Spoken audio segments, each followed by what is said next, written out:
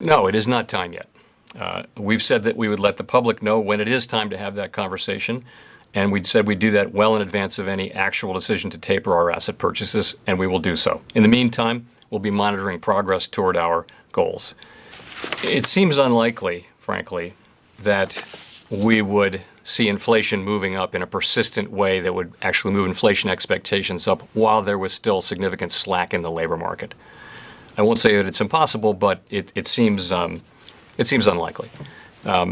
It's much more likely that we would, having achieved maximum employment conditions, we'd also be seeing 2% inflation and be on track to see inflation moving above 2%. They tend to move together.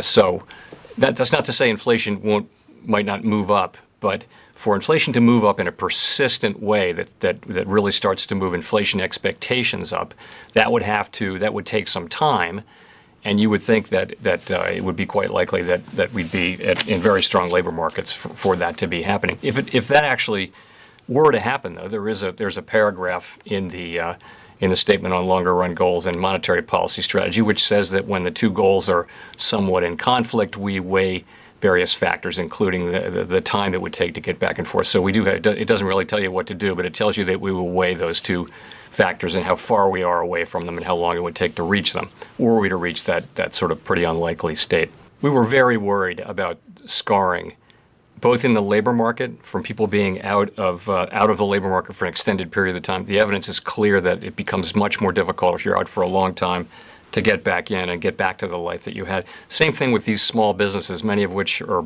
the work of generations.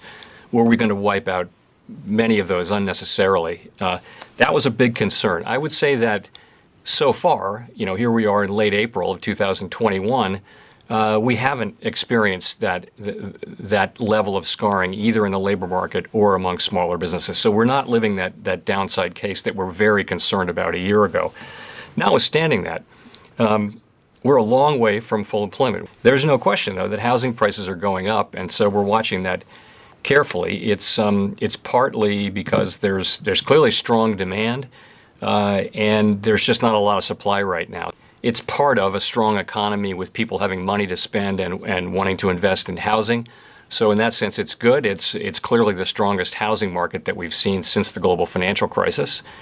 And, my hope would be that over time, housing builders can react to this demand and come up with more supply, and workers will come back to work in that industry. So, it's not an unalloyed good to have prices going up this much, and we're watching it very carefully. I don't see the kind of financial stability concerns, though, that really do reside around the housing sector. So many of the financial crack-ups in all countries, all Western countries that have happened in the last 30 years have been around housing. We really don't see that here. We don't see bad loans and unsustainable prices and that kind of thing. We're very strongly committed to achieving our objectives of maximum employment and price stability. Our price stability goal is 2% inflation over the longer run, and we believe that having inflation average 2% over time will help anchor long-term inflation expectations at 2%.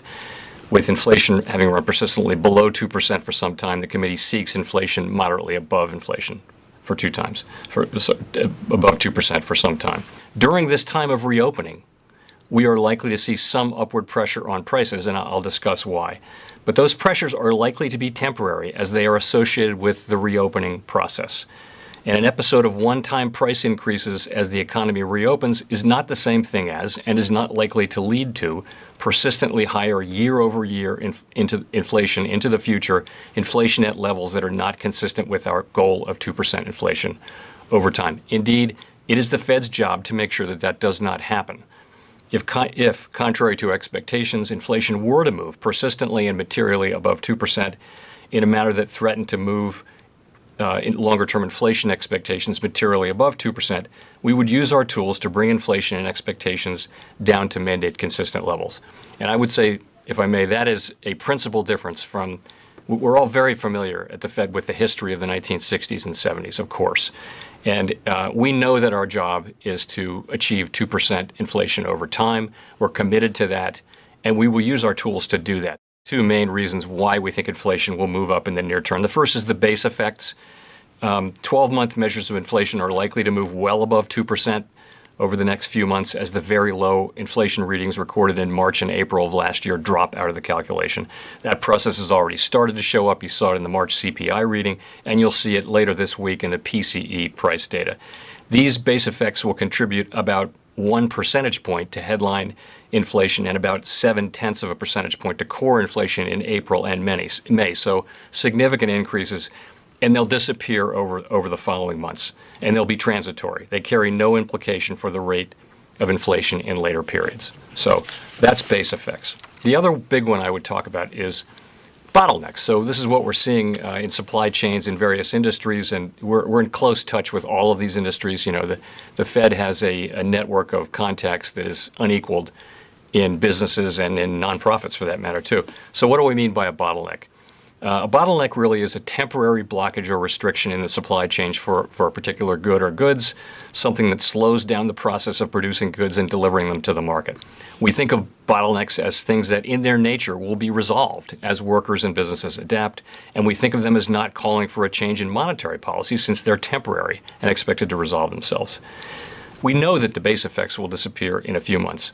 It's much harder to predict with confidence the amount of time it will take to resolve the bottlenecks, or for that matter, the temporary effects that they will have on prices in the meantime.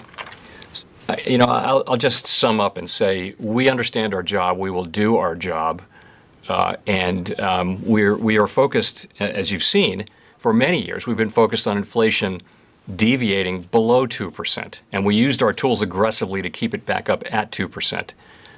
If we see inflation moving materially above 2% in a persistent way that risks inflation expectations drifting up, then we will use our tools to guide inflation and expectations back down to 2%. No one should doubt that we will do that. This is not what we expect, but no one should doubt that in the event we would be prepared to use our tools. We're the world's reserve currency, and that means that the dollar is used in transactions all around the world far more than any other currency, and that's because of our rule of law, our democratic institutions, which are the best in the world, our economy, our industrious people, all the things that make the United States the United States. That's why we're the reserve currency. And of course, we have open capital accounts, which is essential if you're going to be the reserve currency. So those are the factors that make us the reserve currency. I'm less concerned that another country might have a digital currency. First, ask yourself the question, does that mean that if you were a company that's doing international business, would you then suddenly start to use that currency to do your international transactions, or would you still do them in dollars, which is what everyone does? And I'm not so concerned about that. I am really concerned about getting it right. It is a tricky set of questions that we have to navigate in a world where we already have, remember, a highly evolved payment system. We have FedNow and other immediately available funds. Pretty soon, everybody will be able to do what people do in other parts of the world, which is just use their phone to make immediately available payments all the time. It'll be normal. And what would be the role of a central bank digital currency in that kind of an environment?